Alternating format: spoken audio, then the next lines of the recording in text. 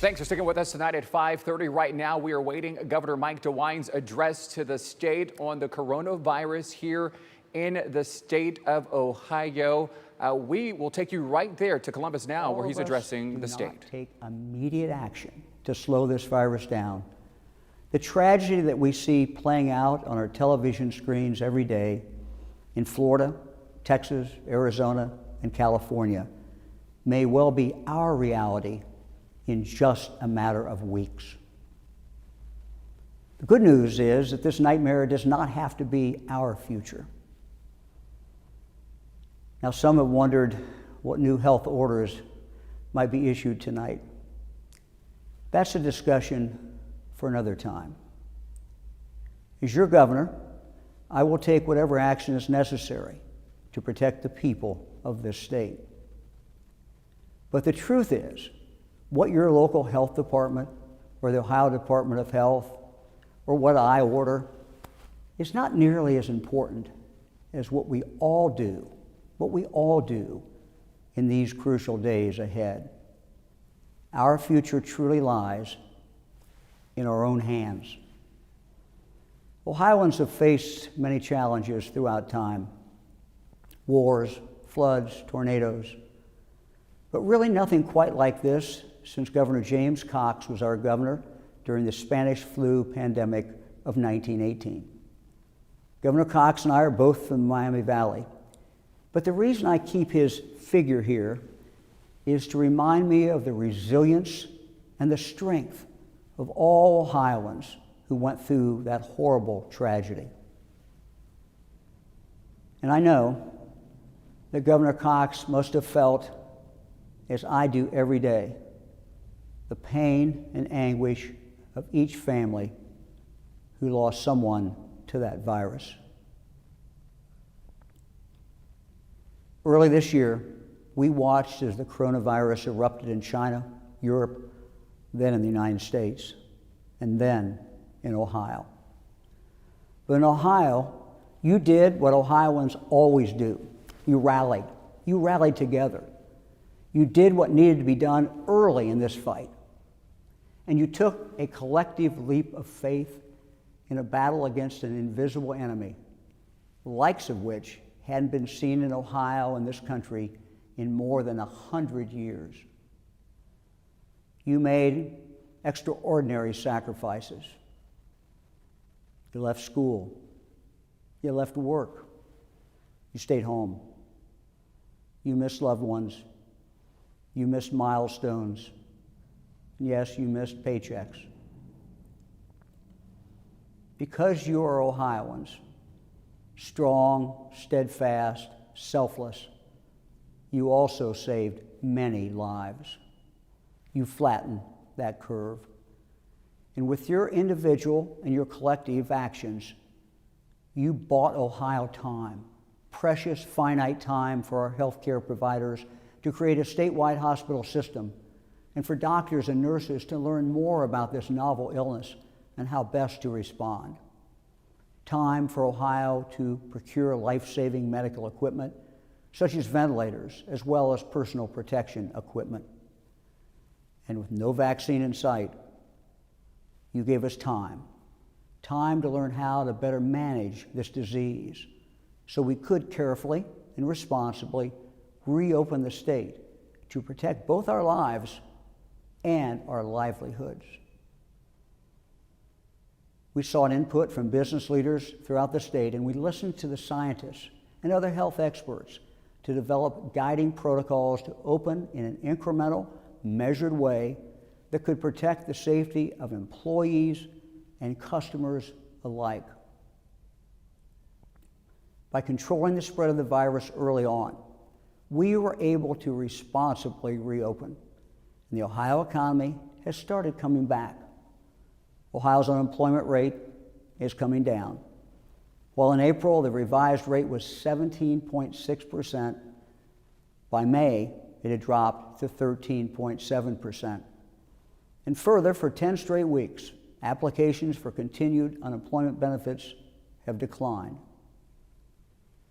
We must keep the virus in check so that we can rebuild consumer confidence and keep the positive economic momentum going. So where are we now? Clearly, the virus is spreading with a vengeance across many parts of Ohio and lurks waiting to attack victims in all of our 88 counties. Tragically, in just 4 months, we have already lost 3,075 of our fellow Ohioans to this dreaded disease, nearly the same number of Ohioans who died in the Vietnam War. Our hospitals are seeing more and more COVID patients. There are tonight 1,027 of our fellow citizens in our hospitals in Ohio suffering from COVID. 316 are in intensive care. 146 are on a ventilator. And many of those who have recovered now, suffer from long-term and in some cases permanent health consequences, such as lung damage, kidney damage, and other very significant medical problems. Ohio is now nearing our April and May peak of just over 1,100 hospital patients, with the Cincinnati and Dayton regions currently seeing more COVID-positive patients in their hospitals than during any previous time during the pandemic. And the Cleveland region is also nearing a similar point. Now, at the beginning of the pandemic, it took Ohio 20 days to reach our first 1,500 total cases. Last week, we saw over 1,500 cases in a single day. And to think, just a month ago, we were only at 400 new cases per day. Now, I know that some say that our case numbers are increasing because we're simply doing more testing. Yes, we certainly are doing more testing, and we want to do more testing. In fact, our testing has gone up by 87%. But our number of positive cases has skyrocketed to almost 200%. Clearly, our number of new cases is not just the result of increased testing. Let's look again at Ohio and Florida. On June 9th, Florida had 1,200 cases per day, about the same number of cases that we had in Ohio yesterday. This past Sunday, just 1 month later, Florida's case numbers were at 15,300 new cases in one day. A month ago, Florida averaged 8.3 new cases per 100,000 residents per day, a little bit under what we have in Ohio currently. As of yesterday, Florida's new cases have increased sixfold per day, 51 cases per 100,000 per day. A month ago, Arizona was also at 1,200 new cases per day. As of Sunday, Arizona was at 3,400 new cases per day. And further, Arizona averaged almost 18 new cases per 100,000 residents per day last month. But that has increased 2.5 times as of yesterday. 2.5 times. If we do not change course, Florida and Arizona will be our future. I've always found history to be a teacher, and so early in the pandemic, I read a book by a man by the name of John Barry called The Great Influenza. It's about the catastrophic flu of 1918. He wrote an article yesterday that puts our current reality into sobering perspective. And this is what he said. This is our second chance. We won't get a third. If we don't get the growth of this pandemic under control now, in a few months, when the weather turns cold and forces people to spend more time indoors, we could face a disaster that dwarfs the situation today.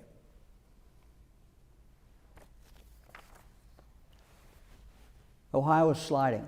We're sliding down a very dangerous path, with our once flattened curve starting to sharpen and to spike.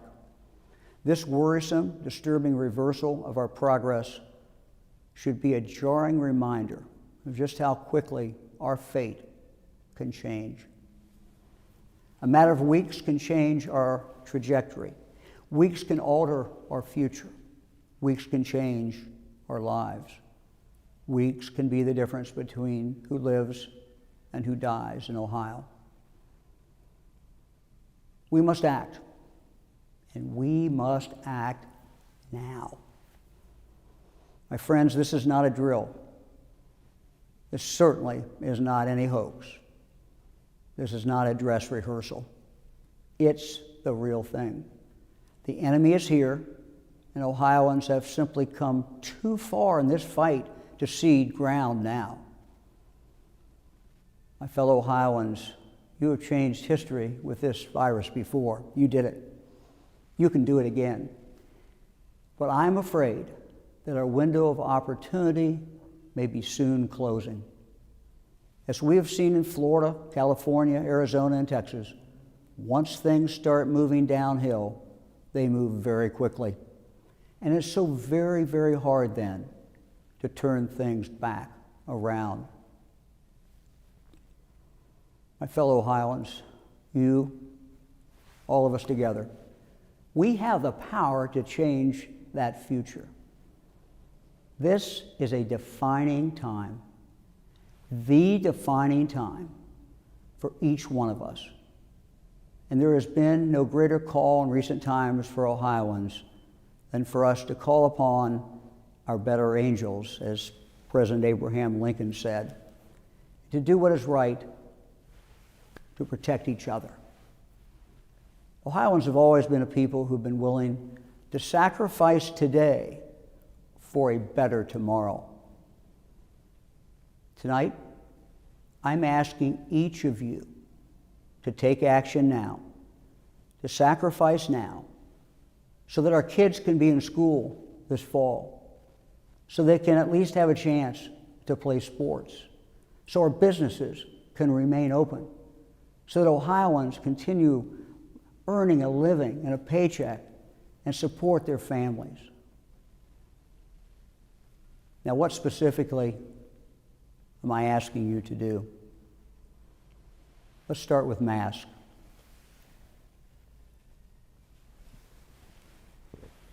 Let's start with masks. I'm asking each one of you, wherever you live in Ohio, whatever county, whatever the alert color of your county, to wear a mask every time you go out in public. Now, I know some may still question the wisdom of wearing masks, but as we used to say when I was a prosecuting attorney, the jury's back. The verdict is in.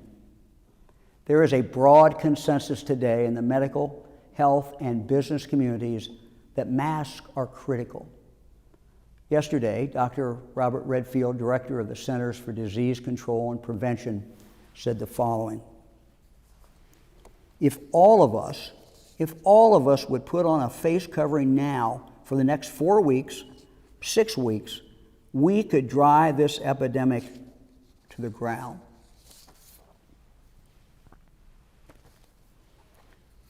Wearing masks is also our best way to protect Ohio jobs.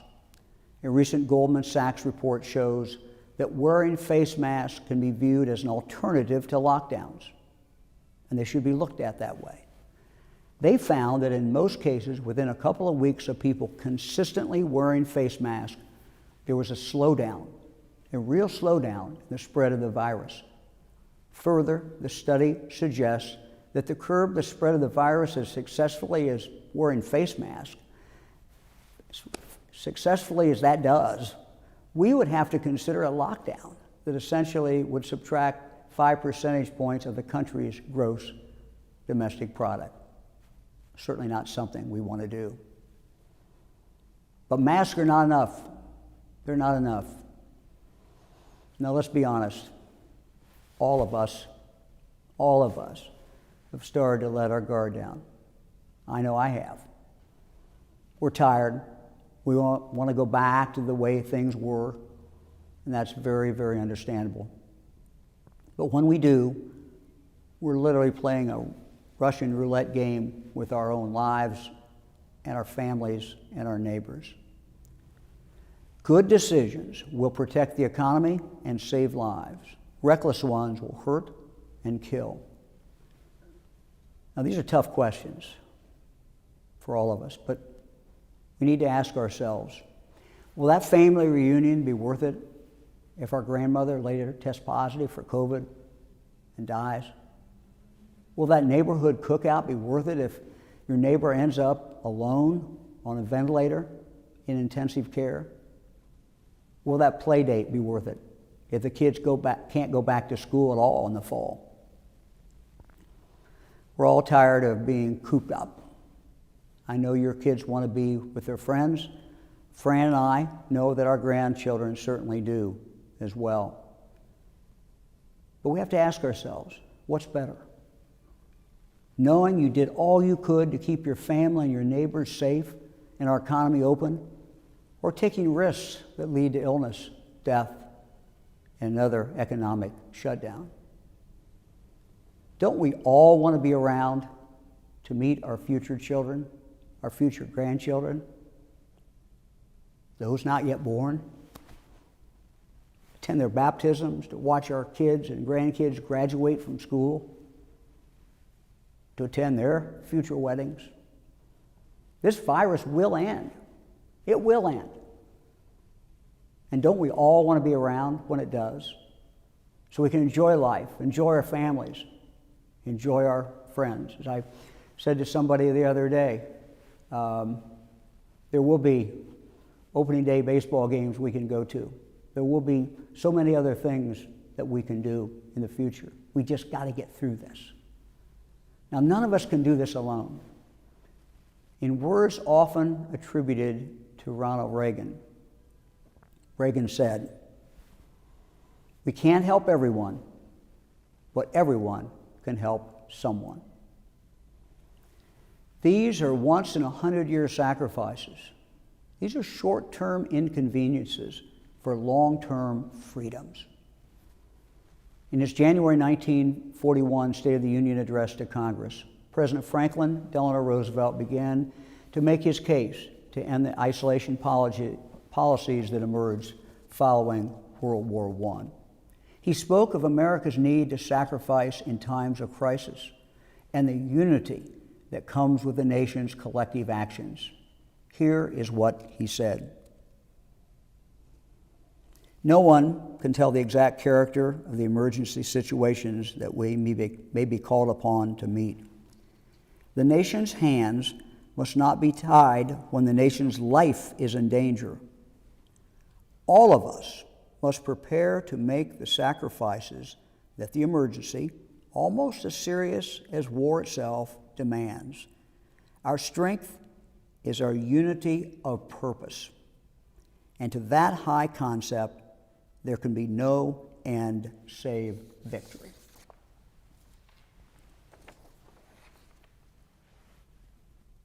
Our way of life in Ohio is in danger. Our state's life is in danger. And our own strength lies in that unity of purpose. Early in this pandemic, Ohioans came together. You showed extraordinary kindness, care, compassion for your families, your friends, your neighbors, and for strangers alike. You rose to the occasion. You answered the call. I'm asking you, I'm calling on all of you to once again unite. This virus is real. It's killing our family members, our friends, our co-workers. We must take the long view in our response to it and remember that Ohioans have always been a strong, determined, resilient people who time and time again have overcome adversity and beat the odds.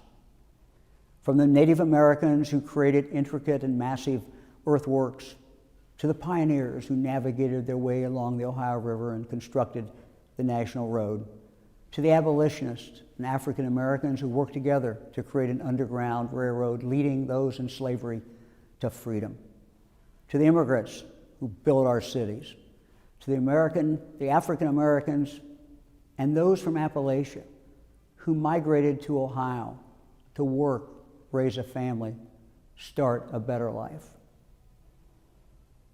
At the start of this pandemic, Ohioans set the example for the rest of the country. Though this has been a trying time for all Ohioans, you showed the world what was possible when people work together. You showed the world our Ohio grit.